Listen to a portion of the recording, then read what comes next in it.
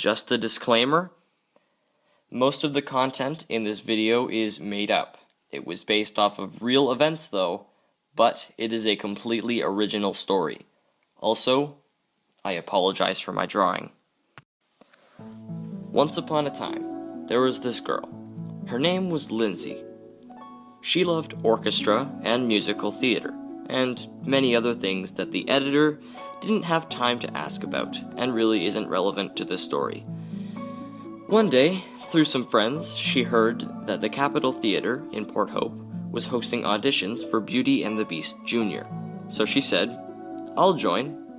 I'd like to do something in a theater production instead of just in schools." So she went to the audition. But she was kind of scared because she wasn't going to know anybody going into this, so she dragged along her bestie, Liam. Even though Liam probably dragged Lindsay, let's just put it this way for the sake of the story.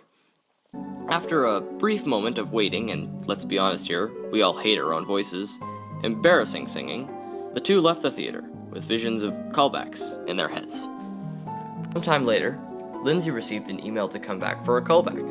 With happiness, she accepted and went to Port Hope with Liam. When they arrived, they eventually met two of Liam's friends, Sam, a happy-go-lucky go-getter with a prosthetic left foot, and Nate, an all-around social guy and comical guy with a low self-esteem.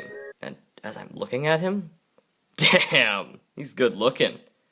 I know I'm drawing stick figures here, but whoa, those features.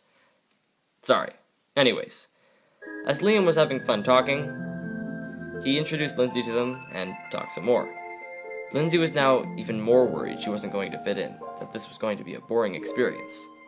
At least she still had Liam to talk to. That's when the director called every girl into the theater, except Kira and Abby. Not sure why though. But she was still on her own now, seeing Beauty and the Beast. The stress was real, but she had made it through. Then it was the guys' turn to sing, and Kira. Still not sure on why that is exactly, but when that was over, they all got to say lines from the play, Kira included. They got Lindsay to read for a character known as Babette, a flirtatious maid who has become a feather duster. And that was it. She was a little disappointed, but she was almost certain that she was going to get the role of Babette, which was okay, as Lindsay and Liam left, anxious to find out who they will get.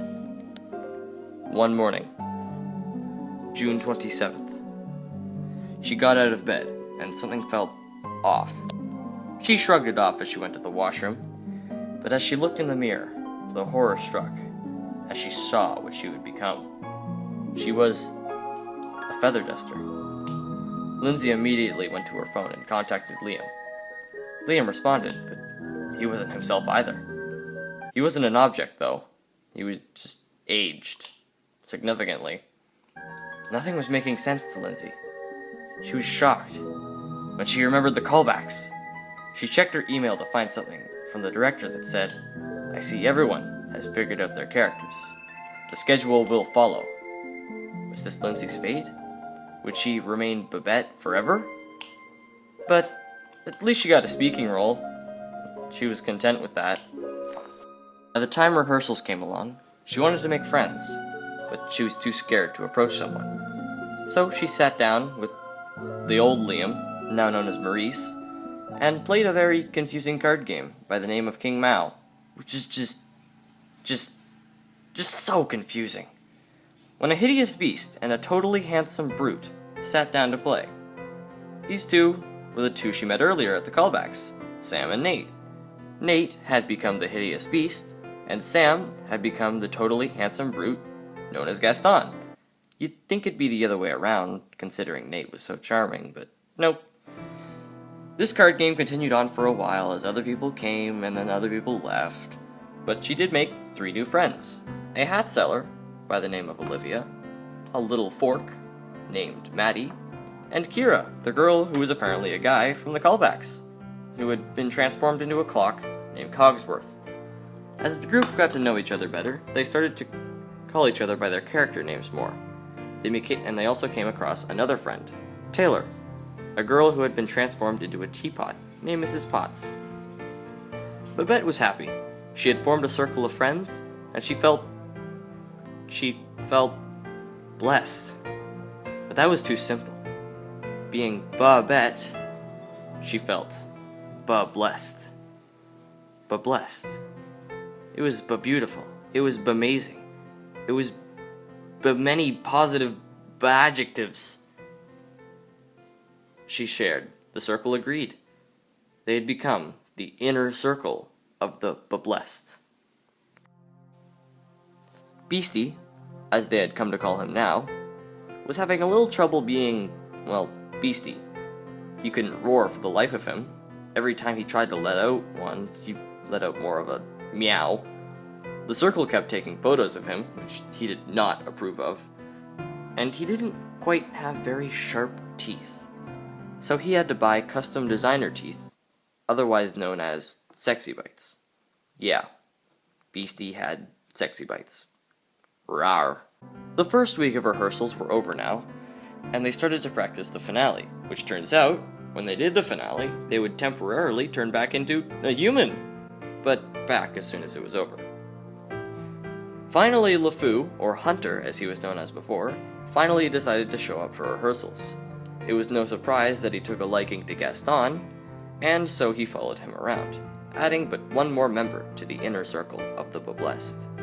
LeFou didn't just bring himself to the circle, he brought word association, a much better game than King Mao, where you would go in a, conveniently, circle, and one person says a word, next person says a word that pops into their head that was related to the last word. Take too slow, you're out. Say a word that was already said, you're out. Everyone was having so much fun, especially Babette. The group would now occasionally go down to the cafe next door and, well, eat unhealthy food. But it was delicious. Babette was truly happy. She was surrounded by friends, they were all laughing and having fun, drinking milkshakes and eating ice cream. They were halfway through the month of August now, and shows were starting up soon. It was at this point when they finally started to appreciate the script. From crazy old Maurice to Gaston's wittiness, even to Babette's unwanted relationship with a crazy 12-year-old who played Lumiere, every single bit of it. They were enjoying and making memories, but it would soon come to a close. August 19th, opening night. The stress was real, for everyone. To get everyone's spirits and energy up, the musical director played Can't Stop the Feeling by Justin Timberlake. Everyone got warmed up and hyped for the show, but was still nervous nonetheless. Babette was stressing over everything, and for some reason, she thought now of all times that it was hard to move as a feather duster. She hoped that nothing embarrassing was going to happen on stage. The show carried on for a bit until it was Babette's scene. But once she got that first laugh, after flirting with crazy old Maurice, her spirits lifted, and she gained that confidence to continue. So much so that when she left, she fell off the stage. This was also not the only time this would happen, though it would happen several times in the future. Going on, off, ringing stuff on, and off, all the time. When they got to Gaston, the song, Babette said, even though we're not on stage, let's have some fun with this, and started to lip LeFou's singing lines, and someone else joined in as Gaston, and others as silly girls, and they would all have a blast. Like every other thing in the circle, it had become a tradition, and they would switch up the roles every so often. The show carried on with the regular schedule of dance, flirt, fall, Gaston, finale. And any of the imperfections only made it more memorable.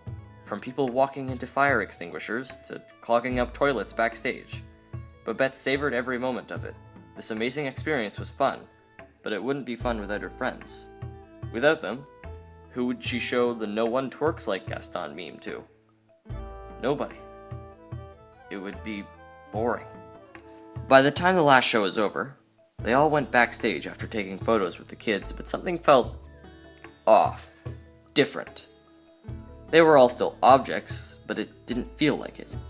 In the month of August, she had made so many friends. And now the hard part came. Saying goodbye. Excuse me for sounding like a broken record, but she had made so many memories. Whether it be Lumiere, or her feathers everywhere. Whether it be Beauty and Maurice, or Crazy Old Maurice. Even if it's Kat's shoe shopping addiction, or Ewan's addiction to his water gun, Babette would treasure them all. She loved all of her friends. And the play wouldn't nearly be as fun, or good for that matter, without them. She felt she had truly been blessed.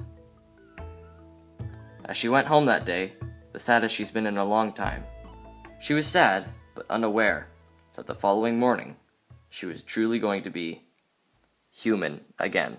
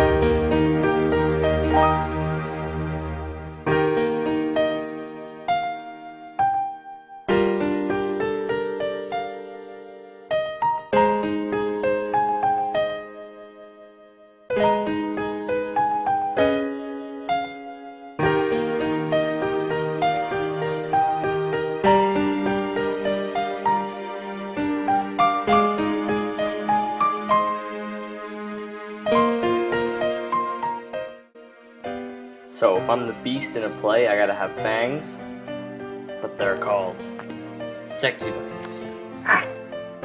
Go, Hunter, let's go!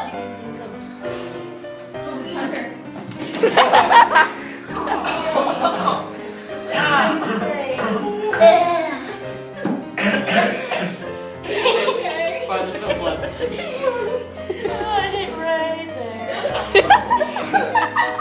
Oh, don't worry, there's not too much blood. Right. I just have severe brain damage. That's what I did yesterday. I hit my head off my bed. Brain damage. I'm really disappointed in these stairs. 3, 2, 1. I want to marry Lumiere! Oh, that's your